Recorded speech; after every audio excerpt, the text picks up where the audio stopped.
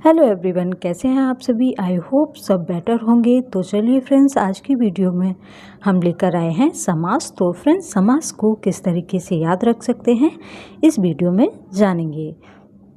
समास जब दो या दो से अधिक पद बीच की विभक्ति को छोड़कर मिलते हैं तो पदों के इस मेल को क्या कहते हैं? समास कहते हैं। समास के कितने भेद होते हैं?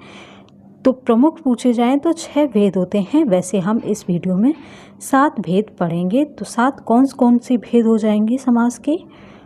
फर्स्ट है द्वंद्व समास, सेकंड है द्विगु समास, थर्ड है तत्पुरुष समास, फोर्थ है कर्मधारय समास, फिफ्थ है बहुब्रीहि समास और सिक्स है अव्ययीभाव समास और 7वां कौन सा है? नत समास। ठीक है, इससे क्वेश्चन जरूर पूछे जाते हैं।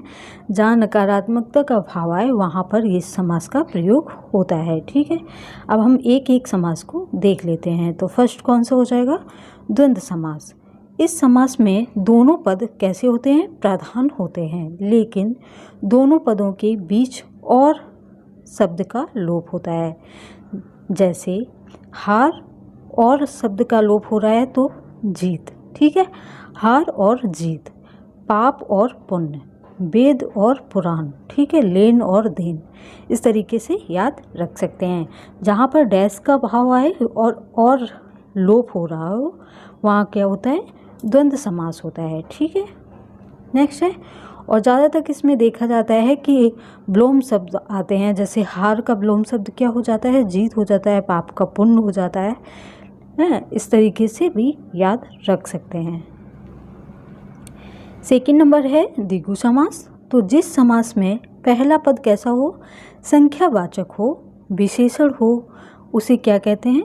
द्विगु समास कहते हैं। जैसे त्रिभुवन, त्रिफला, चौमासा और दशमुख। जैसे कि इसमें संख्यावाची शब्द जो है, जिसमें पहला अक्षर जो होता है वो संख्या को दर्शाता है, जैसे 1, 2, 3 ऐसी संख्या को दर्शाता है, तो वहाँ पर क्या होता है? द्विगु समास होता है। ठीक है, नेक्स्ट है हमारा थर्ड नंबर देखेंगे तत्पुरुष समास। जिस समास में उत्तर पद प्रधान होता है, उत्तर पद मतलब पहला पद प्रधान होता है, जिसके निर्माण में दो पदों के बीच कारक चिन्हों का लोप हो जाता है। जैसे राजपुत्र, तो राजपुत्र को अगर संधि विच्छेद करेंगे तो क्या हो जाएगा? राजा का पुत्र। ठीक है, इसमें का कारक का लोप हो रहा है। ठीक है, इसमें पिछले पद का मुख्य अर्थ लिखा गया है। ठीक है, जैसे गुणहीन, तो गुण से हीन। ठीक है, कारक चिन्ह से आ रहा है तो यहाँ क्या हो जाएगा? गुण से हीन। नेक्स्ट है सिर दर्द, सिर से सिर में दर्द, मैं जो है वो क्या है? कारक चिन्ह है। आप बीती, आप पर भीति, पर भी क्या है? ये कारक चिन्ह है। राम भक्त, राम का भक्त का जो है वो कारक चिन्ह में आ जाता है।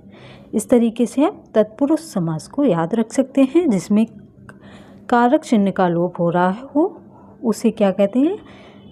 तत्पुरुष समास कहते हैं। ठीक है, और जिसका उत्तर पद प्रधान हो। फोर्थ नंबर है कर्मधारय समास।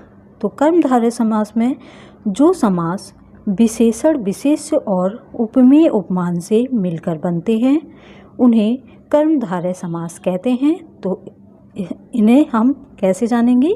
एग्जाम्पल के माध्यम से जान लेते हैं। चरण कमल, तो कमल के समान चरण। ठीक है, कैसे हैं? कमल के समान कोमल हैं। ठीक है, इसमें के भी आएगा और समानता का भाव आएगा, वहाँ पर हमारा क्या हो जाएगा? कर्मधारय समास हो जाएगा।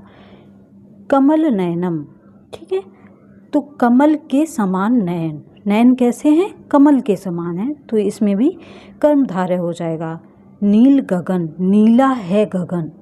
ठीक है, नीला है जो गगन, इसमें भी क्या है? कर्मधारय समास है। नेक्स्ट है हमारा 5 नंबर बहुब्रीहि समास।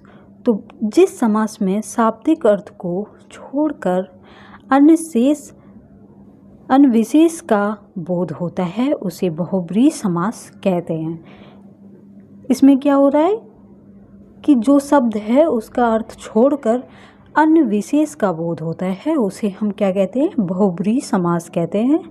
जैसे घन श्याम, तो घन के समान श्याम है जो कृष्ण, तो घन के समान कैसे है, कृष्ण भगवान है।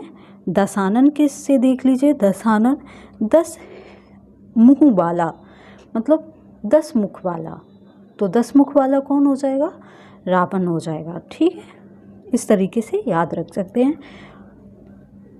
नेक्स्ट है हमारा 6 नंबर अव्ययी भाव समास। तो अव्ययी भाव समास को किस तरीके से याद रखते हैं देख लेते हैं।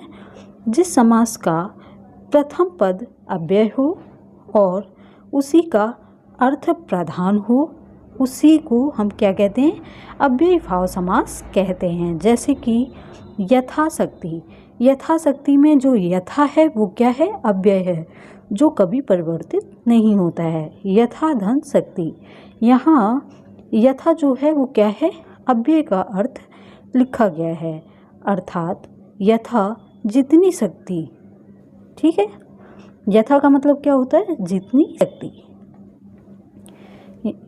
जैसे इसी प्रकार रातों रात, आजन्म, यथोचित, बेशक, प्रतिवर्ष, इसके जो फर्स्ट वाला अक्षर है ना वो क्या है, अव्यय है जो चेंज नहीं होता है। ठीक है, इस तरीके से याद रख सकते हैं। नेक्स्ट है 7 नर समास को देख लेते हैं। इनमें नहीं का बोध होता है, इनमें क्या होता है, नहीं का बोध होता है। जैसे कि हमने पहले बताया था इस केस में नहीं का यानी नकारात्मक बोध आता है तो वहाँ पर हमारा न समास होता है। जैसे अनपढ़, ठीक है, जो पढ़ा लिखा ना हो उसे क्या कहते हैं, अनपढ़ कहते हैं। अनजान, जिसे जानकारी ना हो वो क्या है, अनजान।